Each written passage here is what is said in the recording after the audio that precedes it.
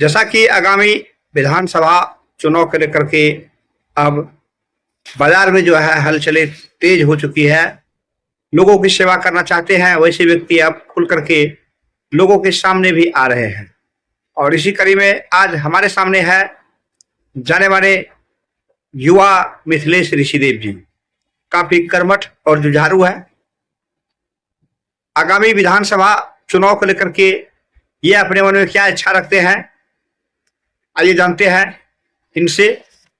सबसे पहले हम रानीगंज विधानसभा क्षेत्र संख्या 47 के मतदाता भगवान को प्रणाम करता हूं, बुजुर्गों को प्रणाम करता हूं, तमाम युवा साथी को नमस्कार, सलाम, आदाब।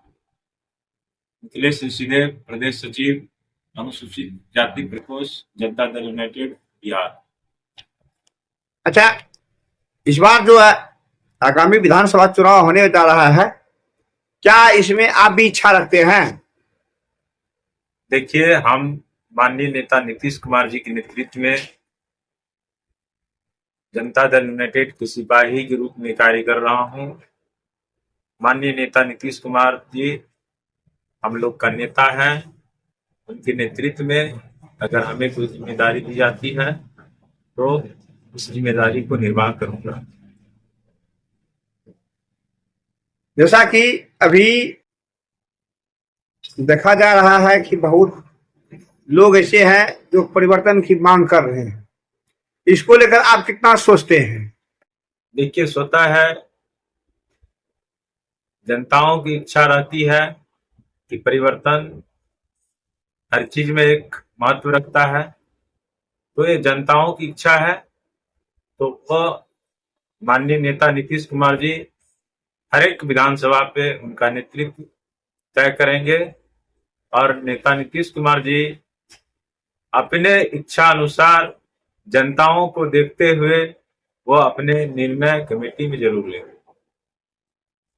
यदि मान लीजिए परिवर्तन नहीं होता है तो आने वाला जो विधानसभा चुनाव रहेगा, जो इंडिया और इंडिया की लड़ाई है, उसमें इंडिया कहां तक जाएगा और इंडिया कहां तक जाएगा, क्या आपको लग रहा है?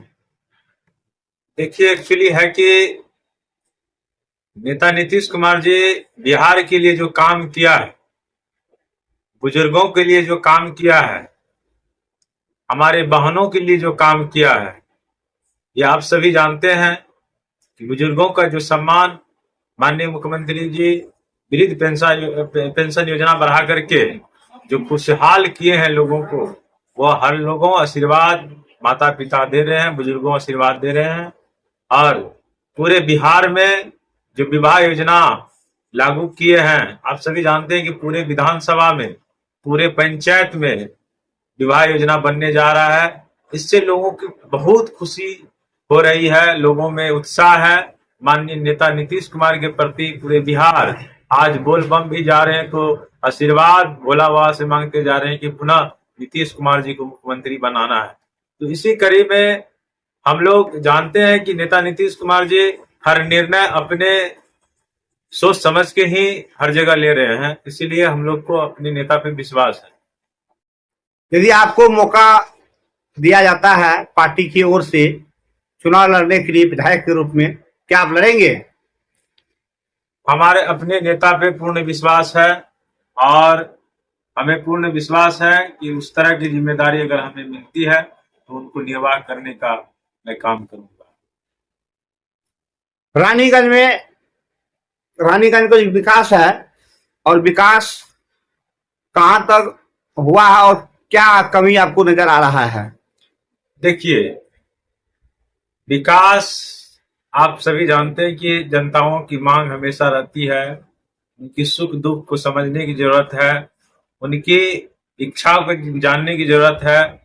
उनसे मिलते हैं तो बहुत सारी चीज हम लोग को सुनने के लिए मिलता है, इसलिए मैं उस चीज को आने वाले समय में पूरा करूंगा और उनकी बातों को जो हम जानते हैं, सुनते हैं, उनको भावनाओं को समझ रहे हैं, पूरे विधानसभा की जनताओं की भावना को समझ रहे हैं, क्या इच्छा रखते हैं अपने प्रतिनिधि से, उस चीज पे हम खरा उतरने का काम करूंगा।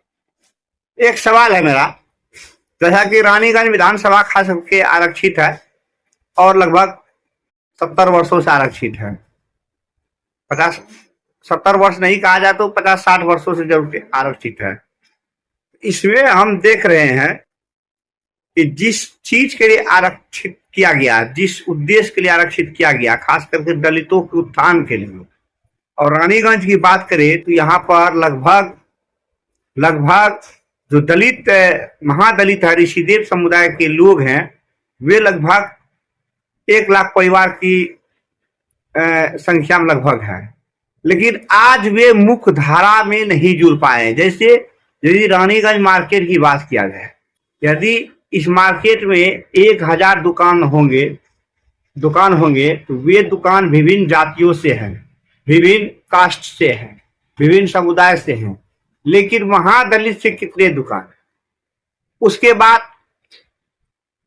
रानीगंज के तरह और भी मार्केट की बात की जाए, काला बलवा, गितवास, रजोखर, बिस्टोरिया, बॉसिटी, बौसी, फरकिया और सभी जगह जब हम देखते हैं कि जो लोग डेवलप करते हुए मुख्य धारा से जुड़ते हैं, बिजनेस से जुड़ते हैं, सिर्फ नौकरी ही नहीं, बहुत सारा धंधा जुड़ते हैं, लेकिन जो दलित परिवार के लोग हैं, महादलित खासकर ऋषिदेव समुदाय के लोग, क्या आप वैसा लोगों को देखे कि मुख्य धारा से जुड़ चुके हैं यहाँ पर? अगर नहीं तो क्यों नहीं? बहुत अच्छा सवाल किए। यह रानीगंज विधानसभा सुरक्षित सीट है। यहाँ पे 1,08,896 मतदाताओं दलित परिवार से आते हैं, 15,000 आदिवासी से आते हैं, स्वर्ण 14,000 है, अति पिछड़ा 35,000 है, लगभग 3,08,896 मतदाता 2015-20 का आंकड़ा के अनुसार है। तो आपका कहना सही बात है कि हमारे समुदाय में आज भी शिक्षा से काफी दूर है और रोजगार से काफी दूर है, मजदूरी पे डिपेंड करते हैं, शिक्षा को नहीं समझ रहे हैं। यह हमारे लिए दुखद बात है। तो इस चीज को आने वाले समय में हम आगे बढ़ावा देंगे, उसको प्रोत्साहित करेंगे, हर माध्यम से छोटा छोटा मंच लगा करके हो, अपने समुदाय में जाकर के एक मंच तैयार करेंगे, उस पर अपने समाज को आगे बढ़ाने का काम करेंगे, उसको प्रोत्साहित करेंगे ताकि वो शिक्षा की मुख्यधारा से जुड़ सके, रोजगार को समझ सके, अपना बिजनेस खुद का कर सके और बच्चे को शिक्षा के लिए प्रेरित कर सके। ऐसी तमाम चीज हमारे मन में चल रहा है। आने वाले समय में हर एक समुदाय के लिए हम जो सोच रहे हैं, जो उस सोच को आगे बढ़ाएंगे, इन्हीं उद्देश्य के साथ अपने विधानसभा में काम करेंगे, सरकार की योजना को भी ला करके काम करेंगे। अनेक तरह की संस्था, एनजीओ बहुत सारे योजना चलाते हैं, उसको ला करके हम इस विधानसभा में उसको बढ़ावा देंगे और विधानसभा की जनताओं को हर मुख्यधारा से जोड़ने का काम करेंगे। इसी उद्देश्य के साथ हम अपना मन को बना के चल रहे हैं। विधानसभा में जनताओं का भी आशीर्वाद हमें प्राप्त हो रहा है।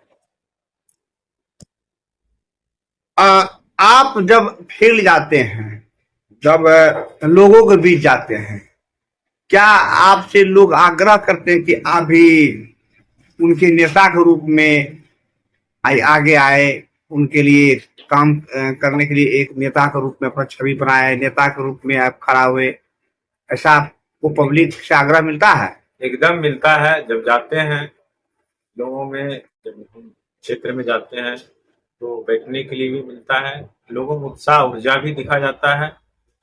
जब एक दूसरे का उत्साह हमको मिलता है तो काम करने में भी अच्छा लगता है, लोगों में जाने में भी अच्छा लगता है। जब एक दूसरे से प्रेरणा हमको मिल रहा है, इसी उत्साह के साथ, इसी ऊर्जा के साथ हम क्षेत्र घूम रहे हैं। लोगों में भरपूर खुशहाली देखा जा रहा है कि आप जैसे युवा इस दौर में अच्छे से लोगों से मिल रहे हैं, मोबिलाइज कर रहे हैं। हम लोग को बहुत खुशी होता है कि आप आगे बढ़िए, हम लोग आपके साथ हैं। अच्छा, एक बात और बताइए आप हमको, एक बार आप अपना अनुभव शेयर कीजिए, एक कार्यकर्ता के रूप में पार्टी के लिए कहां तक क्या किए हैं? देखिए, हम पार्टी के विभिन्न पद पे कार्य किए हैं। कब से आप जुड़े हुए हैं? कौन सा पार्टी बताए? जनता दल यूनाइटेड में हम जब से मेरा उम्र मतदान करने का हुआ है, सबसे पहला मेरा पसंद जनता दल यूनाइटेड हुआ है और माननीय नेता नीतीश कुमार जी हम पहले पसंद किए हैं। उन्हीं के दल में लगातार अभी तक और आने वाले समय में भी नेता नीतीश कुमार जी के साथ रहेंगे, जनता दल यूनाइटेड के साथ रहेंगे और उन्हीं की मुखधारा, उन्हीं की विचारधारा पे हम आगे और काम करते रहेंगे। कौन कौन सा पद पर पार्टी का जो है जनता दल यूनाइटेड, कौन कौन जी, पार्टी हम का? सक्रिय सदस्य भी रहे हैं, पंचायत अध्यक्ष भी रहे हैं, पंचायत का मीडिया प्रभारी भी रह चुके हैं, प्रखंड सचिव भी रह चुके हैं, प्रखंड उपाध्यक्ष भी रहे हैं, जिला प्रवक्ता अनुसूचित जाति प्रकोष्ठ में रहे हैं, अभी प्रदेश सचिव हैं अनुसूचित जाति प्रकोष्ठ जनता दल यूनाइटेड बिहार को। आपकी शैक्षणिक योग्यता क्या है, कहाँ तक पढ़े लिखे हैं? जी, हम बीए ज्योग्राफी ऑनर्स है मेरा। और ज्योग्राफी ऑनर्स है। शिक्षा के रूप में और कोई अनुभव?